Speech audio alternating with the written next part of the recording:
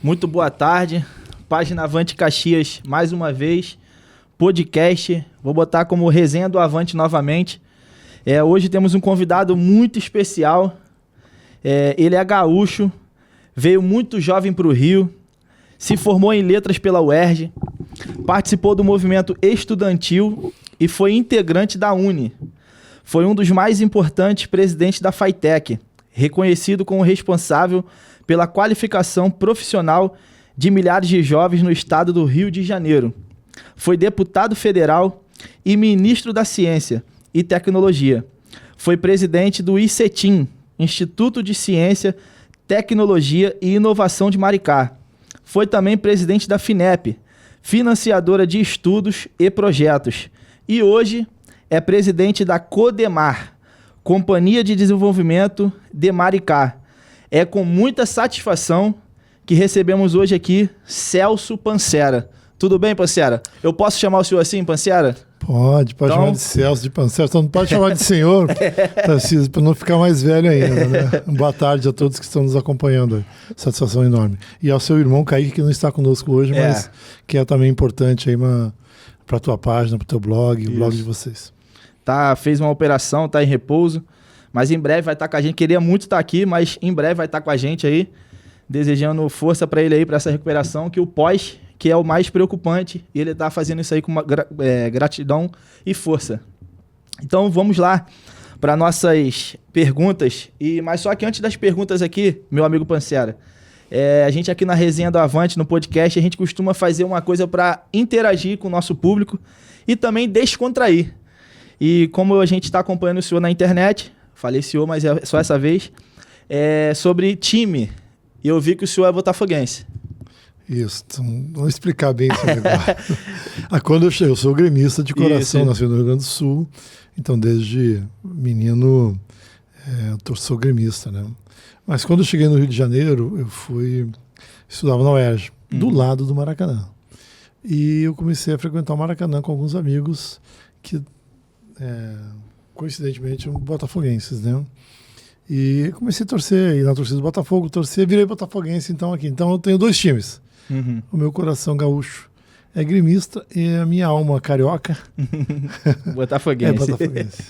É isso aí, a gente costuma dizer aqui que na página a gente tem um lado independente, né? Vamos dizer assim.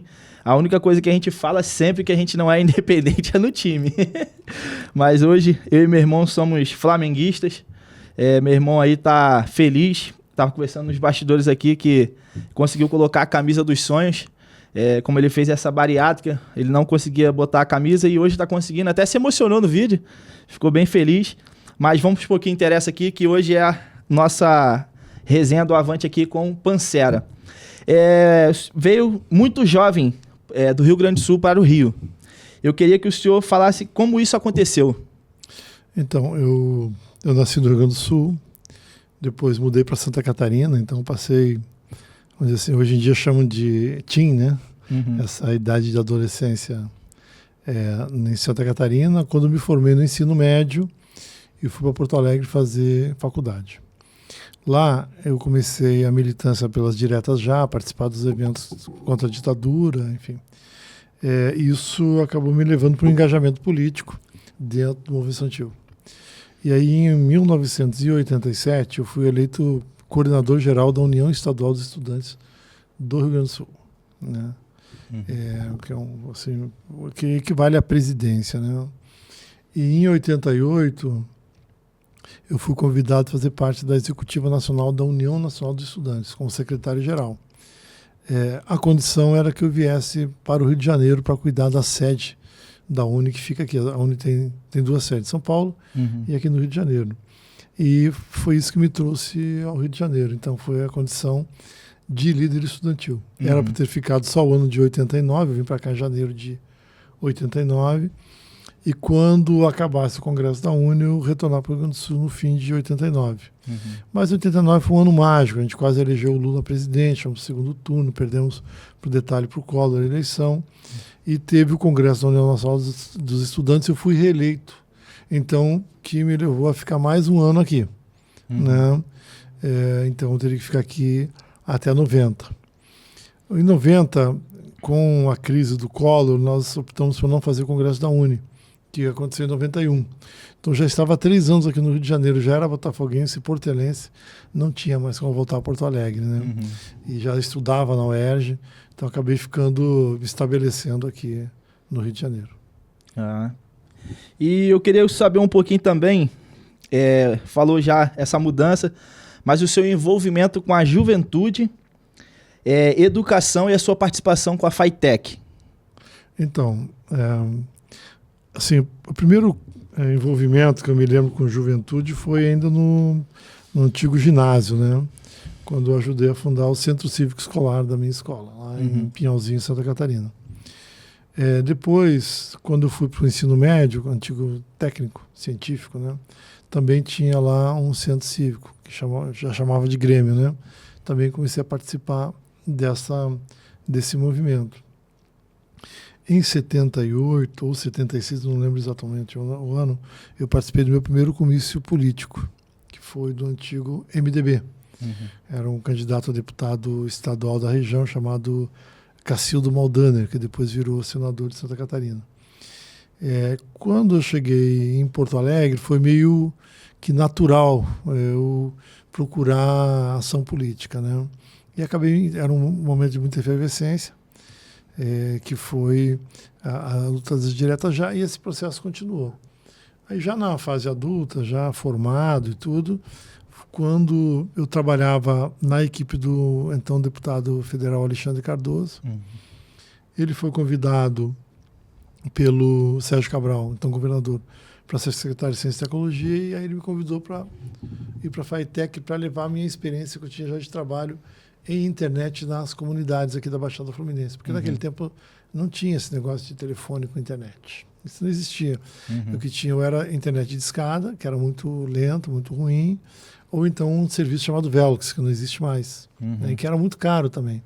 Então, nós temos uma experiência muito grande aqui de internet nas favelas e acabei levando essa experiência para o Estado. E o que me guindou à presidência da FATEC, e é uma interação muito forte com o processo de qualificação profissional para atender, na época, o Rio de Janeiro tinha esses grandes eventos que estavam para acontecer, né? O Encontro Mundial da Juventude, as Olimpíadas Militares, as Olimpíadas e a Copa do Mundo. E o PAC. Então, o Rio de Janeiro estava em efervescência de obras e de modernização, e não existia mão de obra. Então, o desafio era qualificar e formar técnicos para esse período aí. E foi um desafio bastante interessante, que, mesmo já não sendo jovem, me colocou novamente em contato com essa juventude boa do Rio de Janeiro. Maravilha. Aí veio o FATEC, e o senhor contou a experiência agora, e depois da FATEC o senhor se candidata a deputado federal. Como é que foi essa experiência? Então, foi uma consequência também desse processo. Eu digo que na vida a gente toma muito poucas decisões, né? A gente reage ao que a vida nos apresenta. E os caminhos que a gente escolhe que fazem o nosso futuro e depois a nossa realidade. Então, o que aconteceu? Eu trabalhava para o Alexandre Cardoso, né, no gabinete dele, depois fui presidente da FATEC, ele era secretário estadual de Ciência e Tecnologia. Ele fez a opção de concorrer a prefeito em 2012. Eu coordenei a campanha dele, ganhou a eleição e abriu esse espaço político. Ele estava no 5º mandato de deputado federal. E abriu esse espaço político para uma candidatura no mesmo caminho, mesma trilha, né, mesma cancha política, né? E eu me posicionei, fui candidato, me elegi. Então foi nesse acaso da vida, né? Eu trabalhava já há muitos anos, coordenava as ações do Alexandre, ele se elege prefeito, abriu essa vaga, vamos dizer assim, né, política dentro do PSB, nosso então partido, eu me posicionei, fui candidato e me elegi. Maravilha. E essa experiência lá dentro da política na Câmara Federal? Queria que o senhor falasse um pouquinho. Então, isso é uma escola, né? Tem a escola da vida, essa é uma super escola da vida, né? Porque ali você tem 513 deputados. O cara ser deputado, com certeza, não é bobo.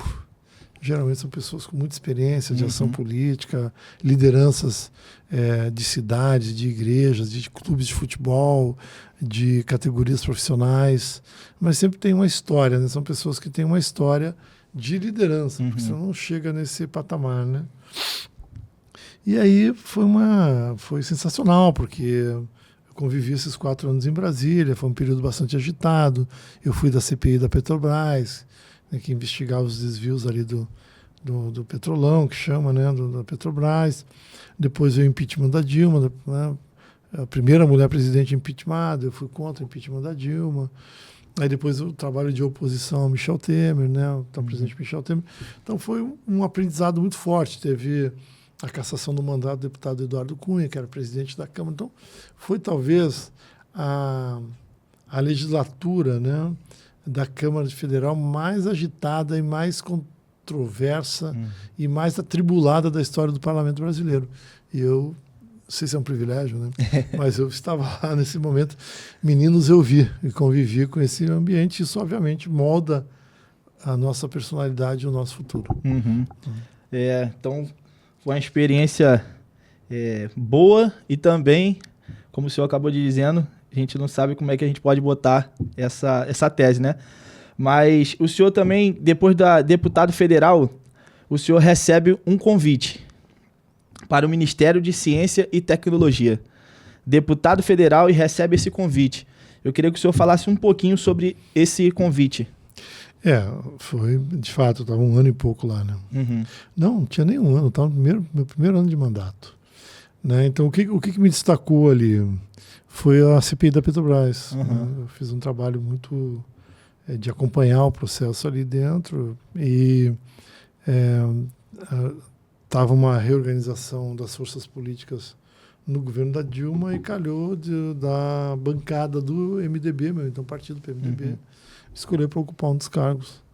E eu escolhi, junto com a presidente Dilma, Ciência e Tecnologia, que era a área que eu já atuava aqui no Rio de Janeiro, junto com o Alexandre, né? Isso, obviamente, me colocou no outro patamar, porque eu passei a conhecer todo o ecossistema de ciência brasileiro, ver como ele funciona, seus pontos fortes, seus pontos fracos, né? E deu um novo fazer para o meu mandato. A partir daí, eu, de fato, adotei essa bandeira de defesa da ciência e da inovação, que tem sido cada vez mais compreendida pela população. No mundo, isso é bem resolvido, vamos dizer assim, né? A China só é a China que se tornou desse jeito nos últimos 40 anos, porque investiu pesadamente em ciência. O Brasil começa, nas últimas décadas, a compreender a importância disso, né?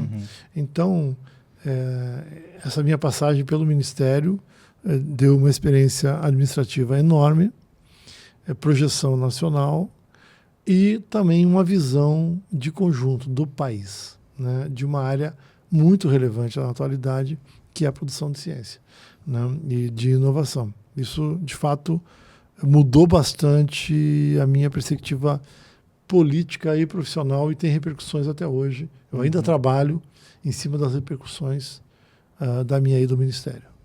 Maravilha. Falar bem aqui para o público aqui, você pode estar aí vendo a gente. Tarcísio, por que você está com papel? Gente, o Celso Pancero, nosso amigo que está aqui na nossa podcast Resenha do Avante, para poder lembrar das coisas é só anotando, porque se não anotar não dá para lembrar não, é muita coisa. E ele vai falar tudo aqui hoje, tá? E agora nos anos mais recentes, vou falar agora nosso amigo Pancera, não vou falar mais senhor, amigo Pancera. Você vem participando da construção de Maricá, que hoje é uma cidade modelo, exemplo de um município que é voltado para o social. Como que isso aconteceu? Em 2018 eu fui demitido pelos meus eleitores, né? Então eu perdi o mandato de deputado. E em 2019, o Washington Quaquá não era prefeito, o prefeito era o Fabiano Horta, mas ele é líder do grupo político que toca as coisas lá em Maricá. E me convidou para eu ir lá conversar com o Fabiano. E na conversa com o Fabiano, foi em março de 2019, surgiu algumas ideias, né? Primeiro era criar uma lei de inovação na cidade, em linha com a lei de inovação que eu ajudei a aprovar na Câmara e no Senado e sancionei com o presidente Dilma como ministro. Então, atualizar a legislação, a lei orgânica da cidade em conformidade com essa lei. Primeiro. Segundo, era criar uma instituição que projetasse o futuro da cidade colado à ciência. No caminho de quê? De tornar a cidade, aproveitar os royalties de petróleo, nesses anos de ouro que a cidade vive, para quando acabar esse momento, quando o petróleo esgotar o seu potencial, a cidade tenha fontes de fomento e de financiamento, né? Então foi nesse caminho, acabou que nós fizemos um desenho, uma minuta de um desenho de um projeto de lei, que foi adotado depois aprovado na Câmara de Vereadores em meados de 2019, e em dezembro de 2019 foi aprovado então a criação do Instituto, da autarquia, o ICETIM, Instituto de Ciência, Tecnologia e Inovação de Maricá. E eu assumi lá a presidência em janeiro de 2020, 3 meses antes do início da pandemia, que foi uma outra oportunidade. Por quê?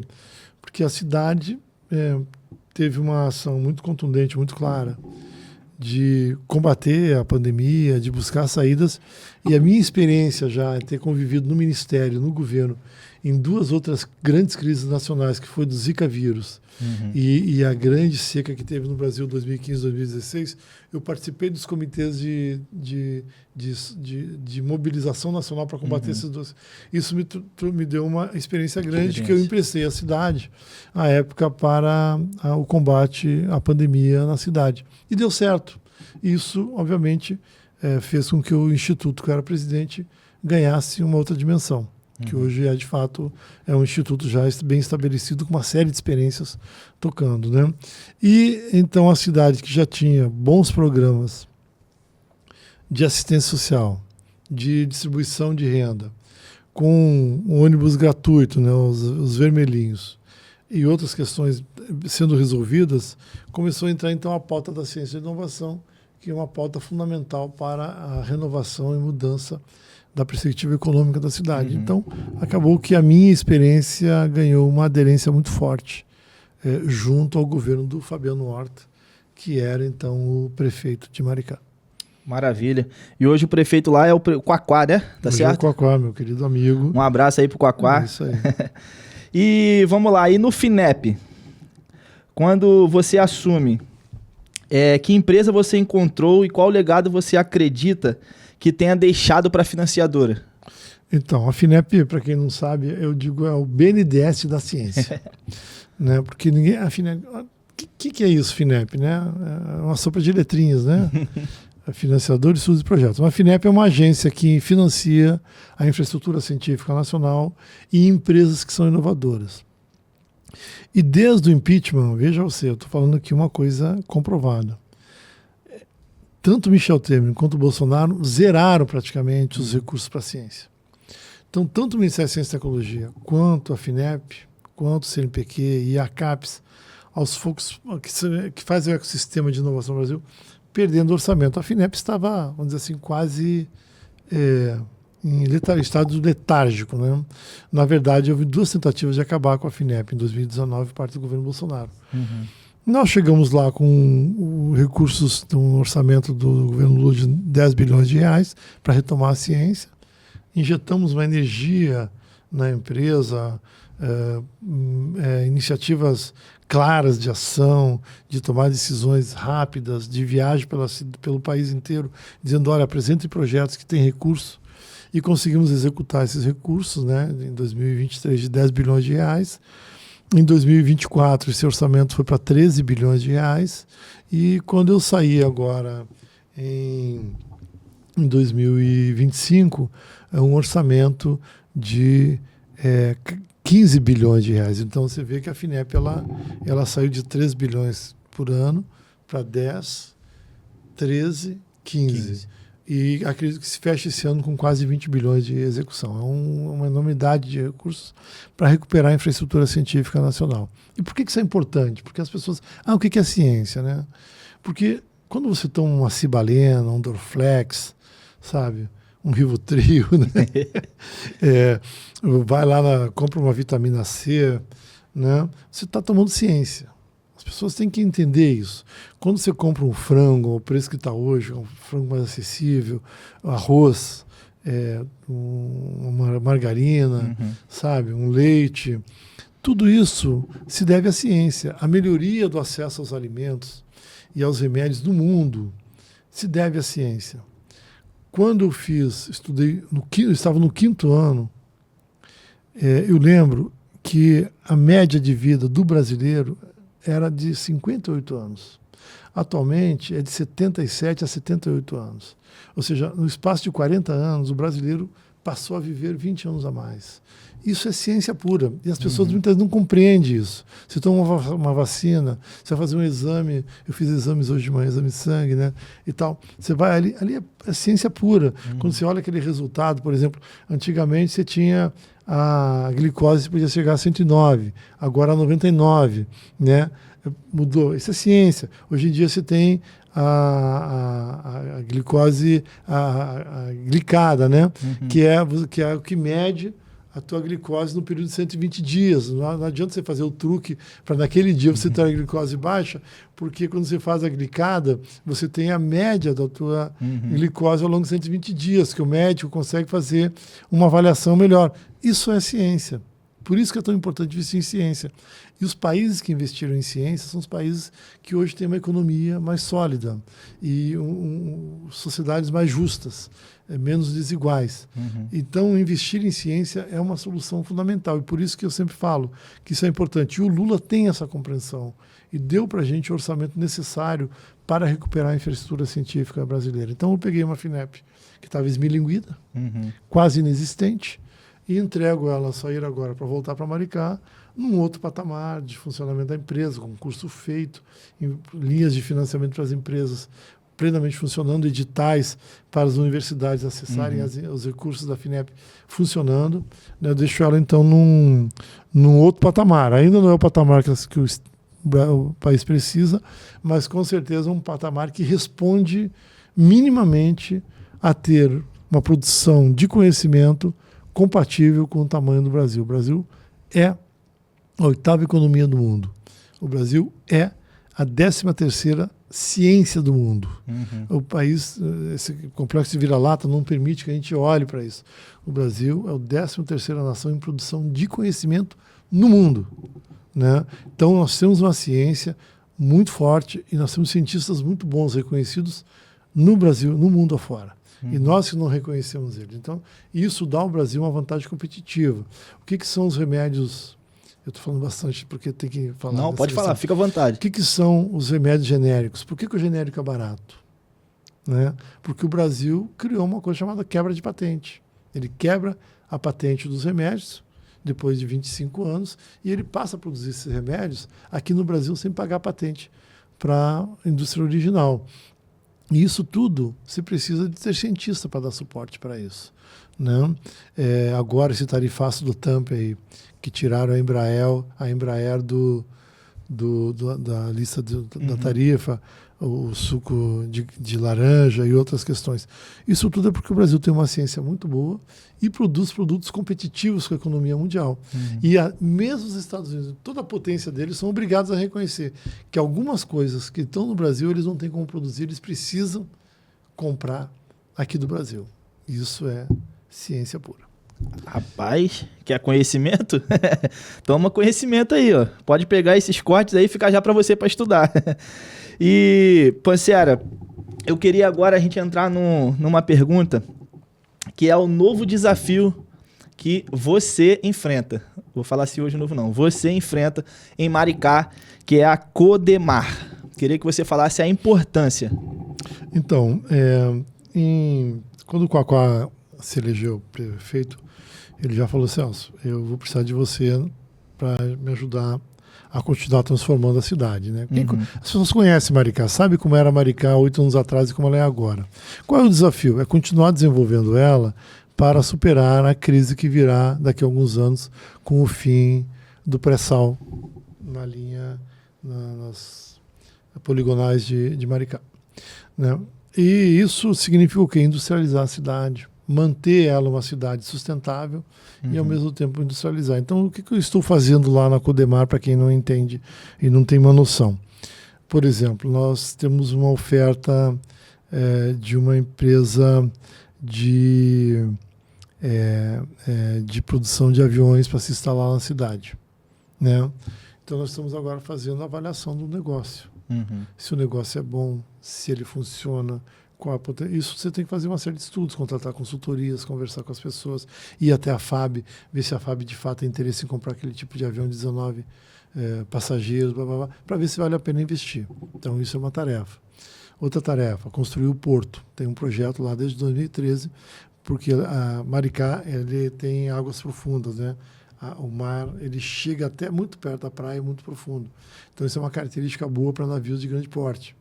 Então, construir o porto. Estamos, então, agora devemos começar a construir o porto em sociedade com a iniciativa privada e a Codemar nos próximos meses. Construir o shopping da cidade, que é um sonho da cidade. Lá não tem bons hotéis. Construir uma rede de hotéis. Essa semana nós tivemos uma reunião com uma rede de hotéis, de hospitais na área de oncologia, para ver a viabilidade de um hospital oncológico na cidade.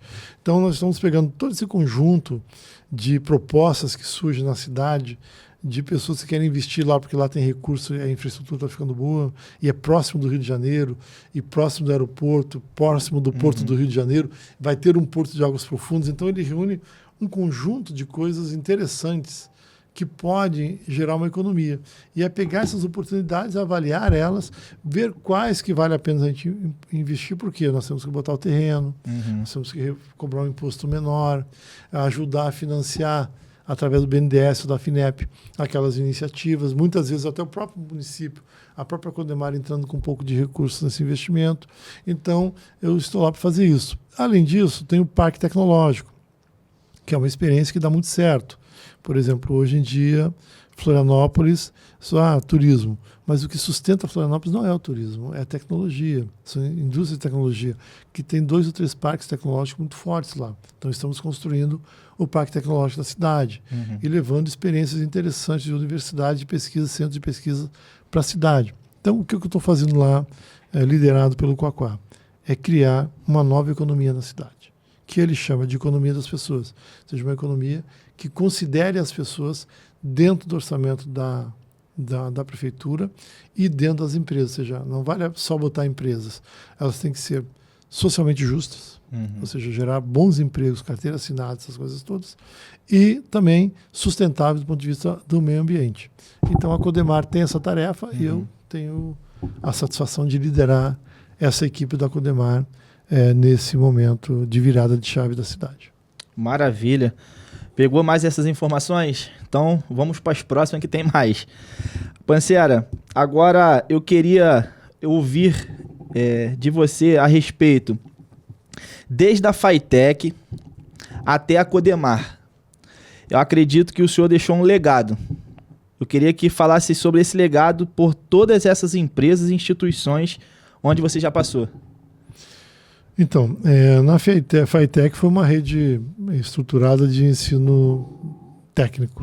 Ela já existia, mas nós ampliamos muito. E também o projeto dos Centros Vocacionais Tecnológicos, que são os CVTs, uma rede de qualificação profissional, que a gente tem que distinguir, né? Quando se olha o mercado de trabalho no Brasil, 42%, 43% é de que chama-se de serviços gerais. São aqueles serviços que não exigem uma qualificação específica, que é a base da pirâmide, são os piores salários.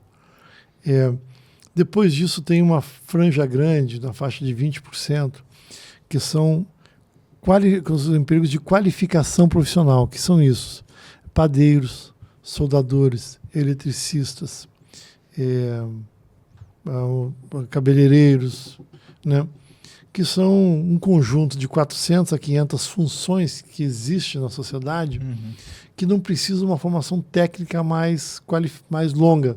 A pessoa tem que saber ler para ler um instrumento, ler o manual do equipamento, regras de segurança, etc. Essas são as qualificações. Essas pessoas precisam fazer cursos de 240 a 400 horas para fazer essa qualificação. Então, nós criamos uma rede, já existia, e ampliamos a rede de qualificação profissional da FATEC. A outra faixa de empregos, 8% a 10%, são os técnicos. O que é o técnico? É a pessoa que faz ensino médio e aprende junto com o ensino médio uma profissão. Então eu faço ensino médio e sou técnico em enfermagem. Faço ensino médio e sou técnico em eletrônica. Faço ensino médio e sou técnico em segurança do trabalho. Esses cursos têm de 1.200 a 1.800 horas. Então, é um curso técnico. E tem os cursos de nível superior, que é aqueles faculdades, né? Acima de 2.400 horas. Pois bem, a FATEC, quando nós pegamos, nós colocamos esse conjunto de ações integradas e transformamos isso numa grande rede de ensino que tem desde a qualificação profissional, passando pelo técnico, até o ensino superior. Então, a FATEC foi isso. Como deputado, eu não aprovei nenhum projeto de lei relevante, mas deixei diversos projetos de leis que estão transcorrendo lá. Em algum momento serão aprovados e participei de muitas comissões, por exemplo, da crise hídrica, que eu fui presidente, que deixou uma série de resultados que os governos vão adotando. Como ministro, é tocar o ministério, dar uma nova dimensão para o ministério e deixar lá um legado. Por exemplo, um dos legados que eu deixei, vou falar, além da lei de inovação, a construção do reator multipropósito brasileiro. O que é o reator multipropósito brasileiro? É um local em que vai produzir remédios, radiofármacos, né? De base atômica para a cura de câncer. Quando eu saí do ministério, a obra parou, que parou o governo do Lula. E ficou até 2023 parado. Quando eu cheguei na FINEP, eu retomei essa obra. É uma obra enorme, 1 bilhão e 200 milhões de reais, que vai produzir 4 milhões de doses de remédios, de radiofármacos para quem tem câncer. Então, posso citar esse legado. No ICETIM, o início do Parque Tecnológico e uma série de atividades de combate ao Covid, né, e outras iniciativas de inovação que estão ocorrendo na cidade. Na FINEP, isso que eu já falei, uma nova empresa, uma nova agência de fomento à ciência. E agora na Codemar, estou iniciando e espero também deixar um legado consistente para o futuro da cidade de Maricá. Maravilha. E vamos agora falar sobre a cidade Duque de Caxias. Estamos aqui hoje, você pode ver na televisão aqui que está passando aí, ó, a logo do Celso Pancera e a logo da Avante Caxias. Então, ao longo da sua carreira, a gente percebe que você tem sempre trabalhado por Duque de Caxias e por toda a Baixada Fluminense. Eu queria saber qual o seu envolvimento com essa região e quais os legados que você tem deixado para Caxias e para a Baixada. Então, eu vim trabalhar em Caxias em 92. Eu mudei para morar aqui em 2003. Então, de lá para cá, eu tenho essa relação. Eu moro até hoje em Caxias, né? E criamos essa relação de afetividade, de carinho, de pertencimento à cidade, né? Vamos dizer, o primeiro grande legado que eu deixei na cidade, as mobilizações para o passe livre dos estudantes em 92, por exemplo. Eu ajudei a organizar as mobilizações. Um legado. Se hoje tem passe livre nos ônibus para os estudantes, lá atrás alguém se mobilizou. Eu ajudei, porque a lei aprovada no Rio de Janeiro foi eu que escrevi quando eu era assessor parlamentar da Câmara de Vereadores. Logo que cheguei no Rio de Janeiro, era diretor da UNE e trabalhava na Câmara de Vereadores. Eu emprestei esse meu conhecimento aqui e mobilização, aprovamos a lei.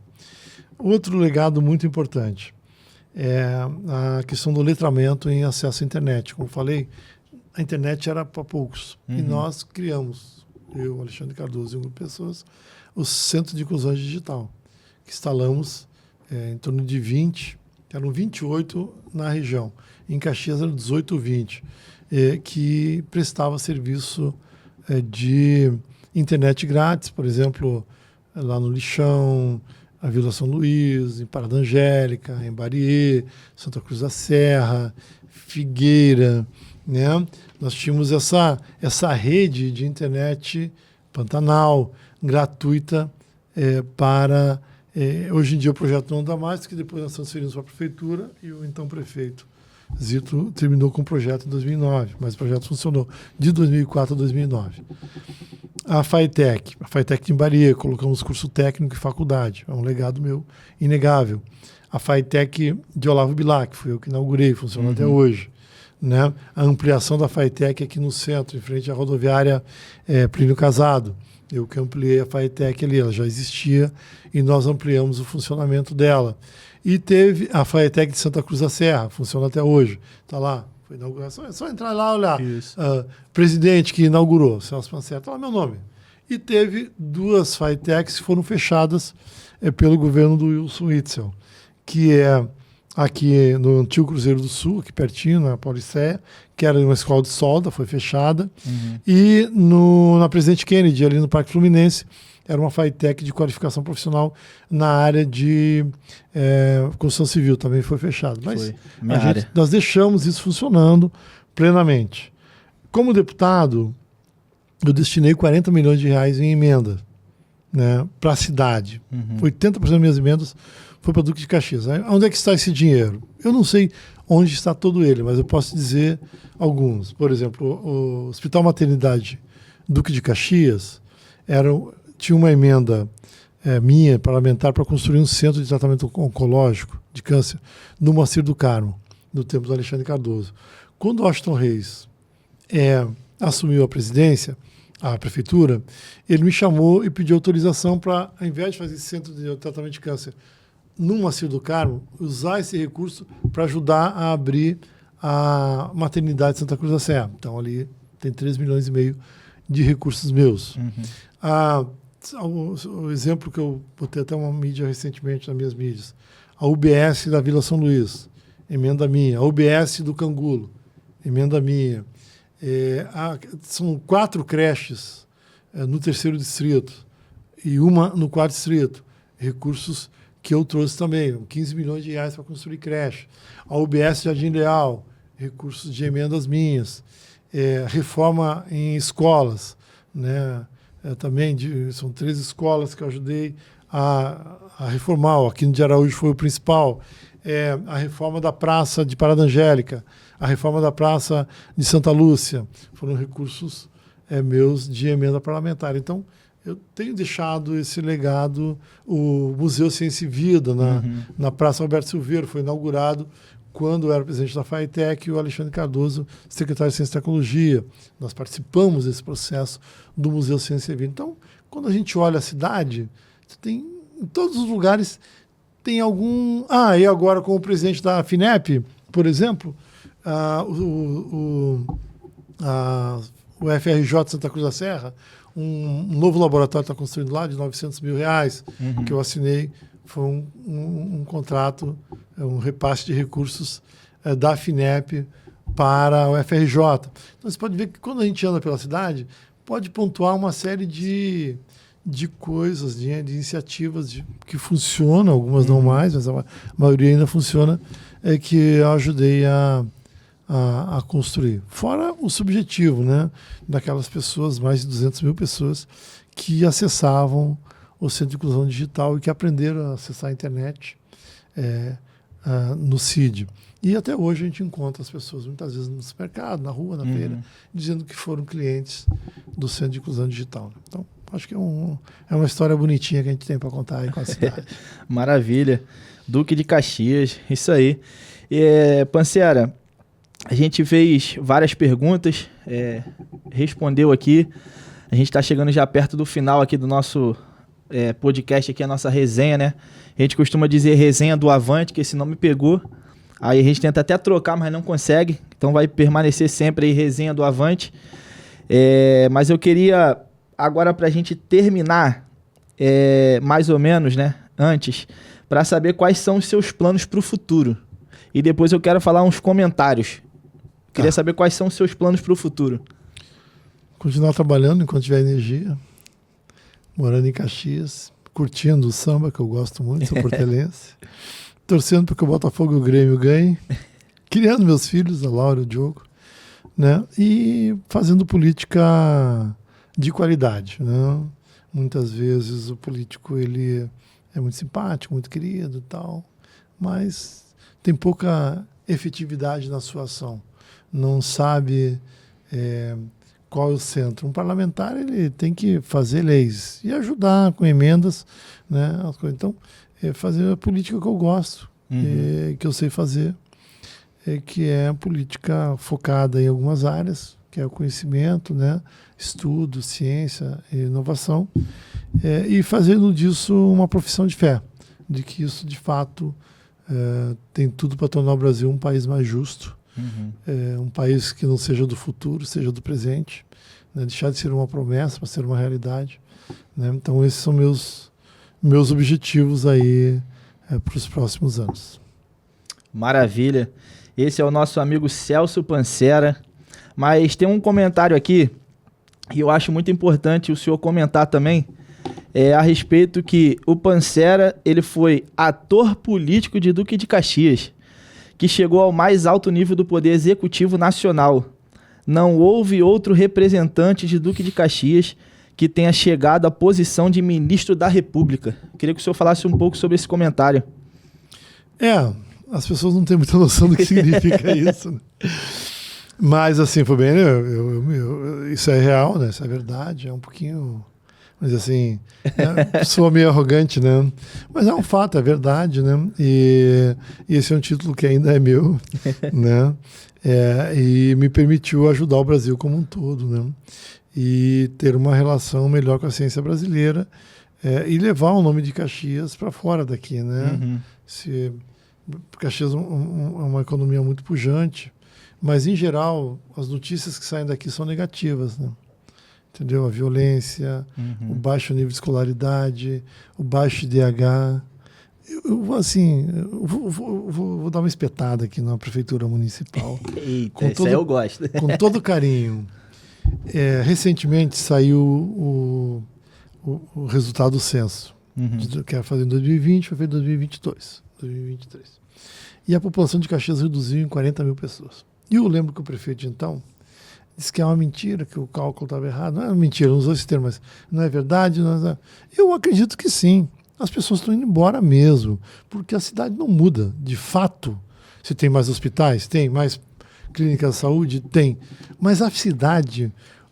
A gente olha para Niterói, agora eu estou vivendo a experiência de Maricá, eu visito o interior de São Paulo, sabe? A gente vai para Petrópolis, Teresópolis, Resende, Volta Redonda. As cidades estão andando para frente. Você percebe que a cidade se modernizou, oferece um serviço público melhor, mais limpo, mais agradável, oportunidade para a juventude. E aqui em Caxias, o que tem? É comum a gente passar e encontrar lixo na rua. Não tem um sistema de coleta seletiva de lixo, não tem um centro de inovação para a juventude, não tem um parque tecnológico. Tem que olhar o mundo como ele é atualmente, certo? Não, nós somos um quintal do Rio de Janeiro, em que as pessoas vêm aqui, têm bons salários nas indústrias aqui, ficam aqui de segunda a quinta, sexta-feira eles vão para o Rio de Janeiro, os políticos também vão para o Rio de Janeiro, não vivem com a cidade no final de semana, que é verdade. A maioria dos políticos de projeção da cidade não vivem aqui no final de semana, aparecem, dão uma banadinha, um abraço na feira, né? E aí acaba que a cidade não se desenvolve. E a juventude está cansada disso, acaba indo embora. Vai buscar uns lugares mais condizentes com a atualidade, com a contemporaneidade dela. Né? Então, nós precisamos, de fato, que a cidade se modernize. Que a cidade olhe o seu cidadão como um cidadão pleno que exige serviços melhores, serviços públicos, qualidade. Por que não faz um calçadão ali perto da Unigran Rio? Gente, é tão básico limpar, melhorar aquelas calçadas, varrer no sábado de manhã, na sexta de manhã. Aquilo ali é um lugar que a juventude se encontra. Sabe? Um tumulto de carro, calçadas ruins, sujeira na rua, esgotamento mal feito. Aquilo ali está há 20 anos assim. E a juventude vai ali, cria ali um polo gastronômico, faz um calçadão. Por que não muda o calçadão da José de Alvarenga? Um potencial econômico enorme. Coloca uma pedra mais bonita, uma iluminação mais bonita, um esgotamento sanitário mais bonito, sabe? Atrair as pessoas de uma forma diferente e agregando valor ali para que funcione. Então, isso que falta na cidade. Eu tenho eu se eu fosse prefeito, não sou... não serei, mas existe assim, por exemplo, lá, vamos pegar Saracuruna. Você conhece Saracuruna? Conheço. Tem ali a Rua da Feira, tem o clube, tem a praça, né? Por que não faz um calçadão ali sabe? Um bulevardzinho, enterra os fios, um negócio bonito, agradável, para as famílias passarem o final de semana lá, um comércio mais, sabe, mais pujante, que já é pujante, mas mais bonito, que dê retorno. Por que não faz isso? Entendeu? Criar esses bulevares, esses espaços nos bairros em que as famílias se encontrem. Isso é um negócio tão fácil de fazer e é barato. Ficam gastando cal em praça, sabe? Botando uns quiosques horrorosos, né? Aqui, ó, do lado do Museu Ciência e Vida, tinha a delegacia. Qual era a nossa proposta ali? Era fazer o quarteirão da ciência. Botar o CEDEG ali na antiga delegacia, deixar uma parte do cárcere ali como o museu da memória do cárcere, como é um cárcere, né? Para que as crianças, os jovens, e integrando com o Museu Ciência e Vida, fazendo um polo de inovação. Pô, destruíram o prédio, botaram uma praça muito xixelenta ali, muito ruim, muito feia, e lá embaixo um quiosque, quadrado, feio, que é uma loja de conveniência como qualquer loja de posto, sabe? Pô, um pouquinho de criatividade, você faz ali um negócio, integra com aquela comércio que tem ali com um calçadão, uma calçadinha bonita, restringe o acesso de carros ali, põe uma iluminação agradável, incentiva os bares. Olha, quem investir aqui em melhorias, a prefeitura entra com a tinta, reduz o IPTU, tira o ISS por um tempo, sabe? Pô, transforma aquilo ali num polo gastronômico de qualidade. E como as pessoas não têm isso, acabam indo embora. Então isso aqui é o meu protesto breve. É isso aí. Gente, foi muito bom. A gente está aqui com o nosso amigo Celso Pancera. A gente tem nos bastidores, vamos dizer assim, né? Com o nosso amigo aí, Bruno Bebezão, esse contato. Ele falou. Aqui. Olha aí, ó. O merchandising do meu amigo Bruno Bebezão. Até gravei um vídeo esses dias de moto. Aqui, o cara faz uns negócios bem legais. Olha aí, ó. Pedi pra te entregar. Olha aí, ó. Pra você e pro Kaique. Ih, Kaique. Ai, obrigado, Jesus. O Kaique não pode comer mais, é tudo meu. Kaique, ninguém mandou tu fazer bariátrica. Tudo meu. Vou deixar aqui pra você ver, ó. Bruno Bebezão, nosso amigo aí que fez esse contato, essa ponte. E hoje nós estamos aqui com o nosso amigo Celso Pancera, pro nosso primeiro podcast, né? A gente vai fazer outro podcast? Faremos outros, claro. Então, tá falado aí, outro podcast. Com o patrocínio merchandising da confeitaria do Bebezão, né? É isso aí. Pode ficar garantido à vontade. Mas, Página Avante Caxias está muito feliz de ter feito esse conteúdo aqui, esse podcast, né? Essa resenha com o nosso amigo Celso Pancera. Desejo tudo de bom pro senhor, tá? Agora eu vou falar senhor. Desejo tudo bom para sua pessoa, para sua carreira política. E precisar da Página Avante Caxias, estamos aqui presentes. Qualquer tipo de conteúdo a gente está aqui para a gente ajudar, tá? E mandar um abraço pro meu irmão, que está em casa, de repouso. Mas em breve, eu acho que é setembro que ele me falou mais ou menos que vai poder voltar à rotina. E diz ele que vai jogar bola agora. Aí eu tô meio preocupado, que ele era goleiro. Aí fez a bariátrica que eu quero jogar na linha. Aí eu não sei o que ele vai fazer da vida dele. Mas enfim, um abraço pro meu irmão aí, pra minha esposa, que tá esperando mais uma bênção de Deus, entendeu? Tem um filho de 6 anos, meu amigo Pancera. Minha esposa tá grávida novamente. Vai vir mais ou uma menina ou um menino, não sei. Mas tá na mão de Deus. Eu agradeço o senhor por essa oportunidade, tá bom? Pode ficar à vontade naquela câmera ali pra se despedir do público e ficar com a sua... considerações finais. Ô, Tarcísio, eu acho bem legal essa iniciativa de vocês, ter um blog, entrar para falar da cidade de uma forma real, né, sem fake news, ou seja, isso. Que muita gente se cresce e aparece sem falar a verdade, né?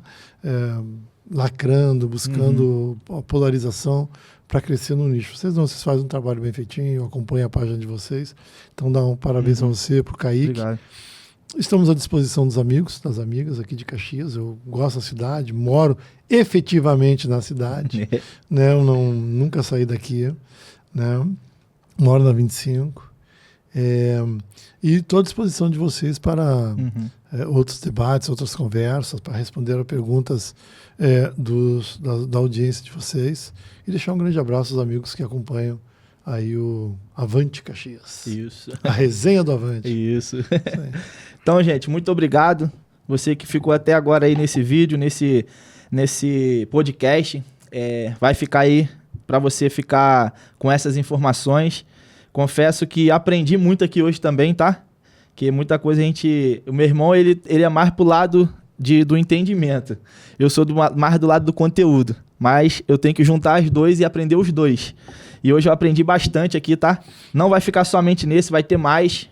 E você vai aí ver na nossa página aí, Avante Caxias. E você que ainda não segue, segue lá, @Avante Caxias, porque a gente vai continuar trabalhando igual, né? Desde o dia 10 de abril de 2024. Da mesma forma, não mudaremos, tá bom? Então fique com esse podcast aí e até a próxima.